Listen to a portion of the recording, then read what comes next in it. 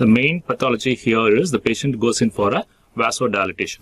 Because of vasodilatation, there is a reduction in the peripheral vascular resistance and the hypotension. Okay, once the heart rate compensation mechanism rate increases, the stroke volume increases, so ultimately the cardiac output is going to increase. So whether the patient with a cardiac patient, whether the patient is able to handle this increased cardiac output will determine whether the patient is going to go for cardiac failure or the patient is going to continue with the pregnancy.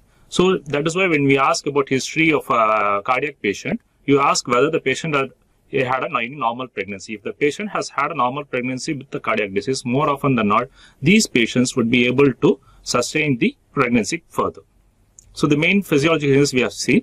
So what about the auscultatory findings? So the main here is there is an exaggerated or an accentuation of the first heart sound, and there is a splitting of the mitral and the tricuspid components.